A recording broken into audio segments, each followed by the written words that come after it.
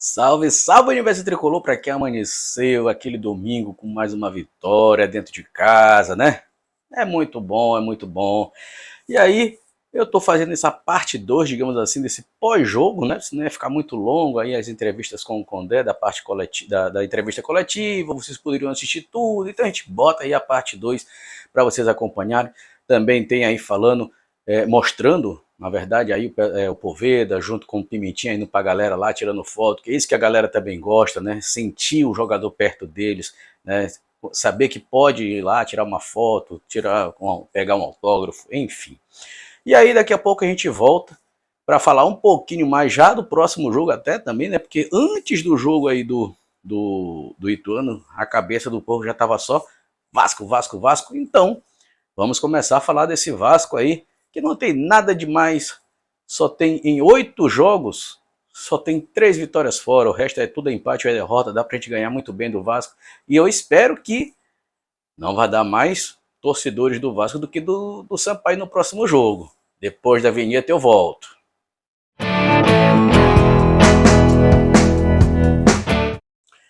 Muito bem, Universo Tricolor de volta. Esse Campeonato Brasileiro, ele tá muito amarrado, assim, ele tá muito apertado, né? Mesmo com a vitória que a gente teve ontem contra o Ituano, nós só estamos a 4 pontos ali do primeiro time, que é o Náutico ali, que tá na zona da degola, né? E estamos a 7 pontos do primeiro, que tá na zona do G4. Então tem muitos empates. De todos os jogos que teve nesse brasileiro, praticamente quase 60 jogos foram empates. E o que está valendo muito, esses empates é que está fazendo com que o campeonato, mesmo chegando já praticamente na metade dele, continue ali muito apertado. Né? Ainda não tem nenhum prognóstico de dizer esse vai cair, esse não vai, porque 2 vitórias seguidas, 3 vitórias seguidas já dá um elevador muito bom para qualquer time, seja o que está lá em cima, seja o que está lá embaixo. Então, está sendo mantido o mando de campo, prevalecendo o mando de campo. E o Sampaio tem feito muito bem isso, né? Tem feito valer o mando de campo. O Sampaio aí tem 6 vitórias, né? 2 empates. Então nós temos, com a vitória de ontem, nós subimos mais um pouquinho essa porcentagem, estamos com mais de 80% de aproveitamento em casa, só perdemos para o Cruzeiro, que tem 100% de aproveitamento. Então é uma campanha muito boa, é uma campanha excelente dentro de casa, e que com essa campanha a gente poderia sim ter um público maior no estádio, né? Não só aquele número que deu ontem, né, de 1.800 pagantes. O time tem feito o dever de casa, claro, tem que aprender com os erros, como o Catatal falou numa entrevista passada com a Chapecoense, que tem que aprender com esses erros e começar a melhorar esse desempenho fora. A gente sabe, o Sampaio tem um time limitado, mas eu sempre disse, o Sampaio não é um time ruim. Se a gente pegar ali, o Sampaio não é um time ruim, tanto que está ali no meio da tabela. Né? Logo que chegou a contratação do Poveda, muita gente reclamou. O Poveda, Poveda aí está um ano sem jogar, só tem 2 jogos, só tem 2 gols. E tá aí o Poveda. Né? O Sampaio tem essa sorte, tem essa mística de pegar um cara que está desacreditado e o cara deslancha. Tá aí o Poveda, 8 gols no campeonato, é o artilheiro do campeonato, na frente de medalhões aí, de caras que já foram até da seleção, como o Diego Souza, aquele outro cara do Náutico lá, que eu me esqueci, Renan, não sei das quantas, que daqui a pouco eu vou botar aqui para vocês, a quantidade de gols, né, o ranking de gols. Então, claro que a gente precisa também contratar nessa janela de transferência, a gente precisa de um goleiro, porque ontem a gente ainda sente a insegurança com o Gabriel Batista. Né? A gente sente, ontem na hora, talvez ele ainda esteja nervoso, inseguro, ontem teve uma bola recuada, ele escorregou na frente do atacante, quase ali pega um gol, né? Então a gente ainda fica ali. Então a gente precisa de um jogador, de um goleiro, para ausência do Luiz Daniel, ou mesmo para ser o titular na frente do Luiz Daniel. Claro, a gente precisa de um lateral direito, não precisa ficar dependendo só do Mateuzinho, precisamos de um lateral esquerdo.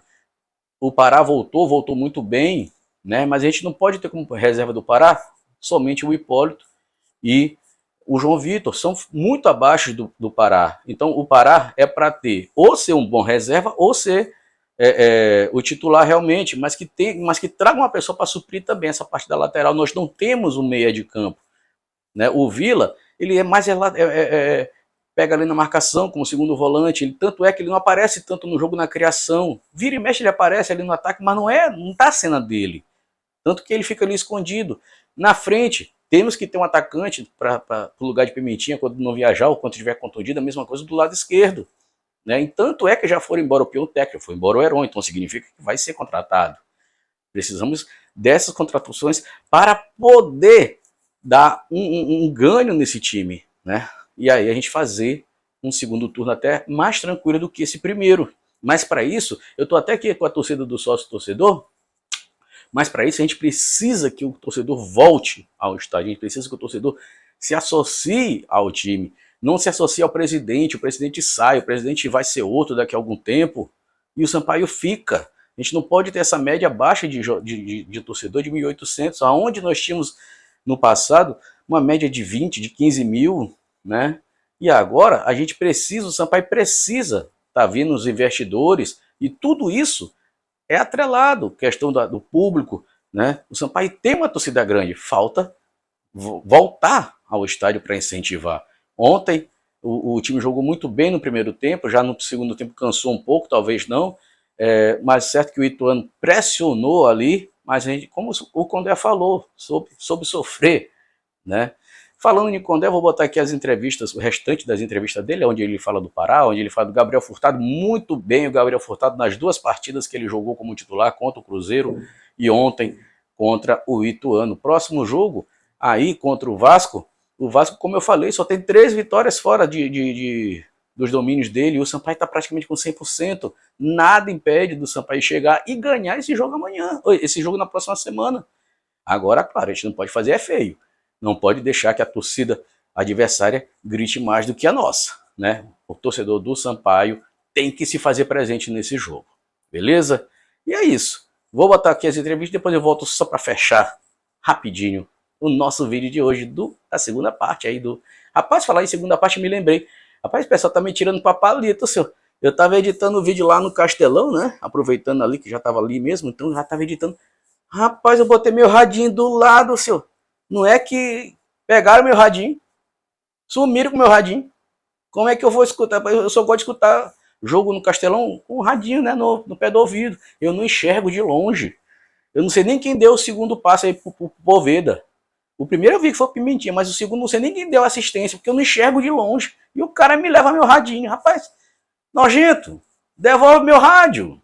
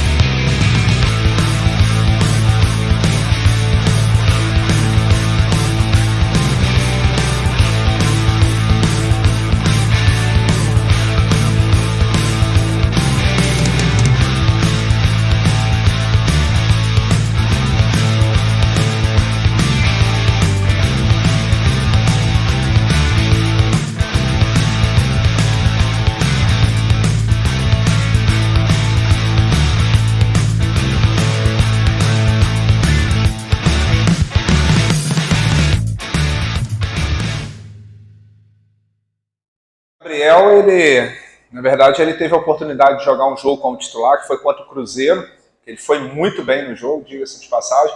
Comprometeu muito aquele jogo, a expulsão que a gente teve, acabou comprometendo toda a dinâmica do jogo, mas no meu entendimento ele foi bem, né? Então a gente entendia que em algum momento deveria dar uma oportunidade para ele, vinha trabalhando bem. O Joécio é um jogador que a gente gosta muito, muito experiente, né? Mas hoje o jogo, pela característica do jogo de velocidade ali, o Furtado iria fazer a cobertura dos dois lados, a gente precisava de um jogador com essa característica. E o Maurício, hoje, taticamente, ele foi o jogador que a gente trabalhou muito durante a semana, a gente não tinha feito isso ainda, de jogar com o volante preso e liberando os laterais, e o Maurício ele cumpriu muito bem essa função, porque o Neto Berola, contra o Cruzeiro, ele criou muita dificuldade para o Cruzeiro, e não só contra o Cruzeiro, nos jogos fora, eles têm, contra o Guarani em Campinas também, eles têm essa jogada de velocidade muito forte, então a gente precisava ter sobra Hoje não dá para jogar com linha de 4,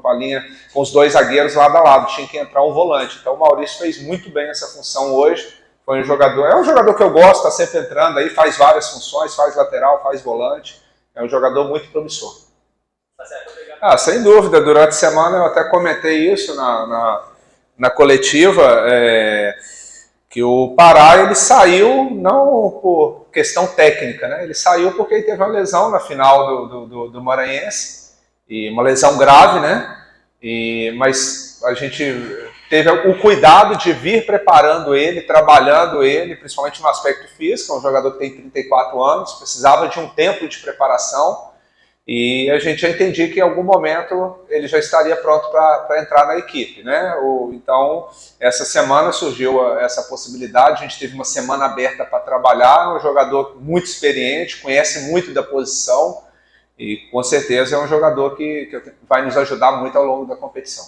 Professor, mais um aspecto positivo em relação ao saber sofrer. O senhor falou isso ainda há pouco em relação ao Sampaio Corrêa ter conseguido saber sofrer em relação ao volume de jogo do Ituano, que foi muito incisivo durante a segunda etapa. Isso lhe preocupa de alguma forma para o jogo contra o Vasco, porque o Sampaio Corrêa no segundo tempo acabou ficando um tanto quanto atrás demais, em linhas muito baixas, e o Ituano acabou crescendo na partida. Não é que o Sampaio ficou atrás, o Ituano que empurrou o Sampaio ali para o campo de defesa. Isso faz parte do jogo. É um jogo de futebol hoje, ele aproxima do handball.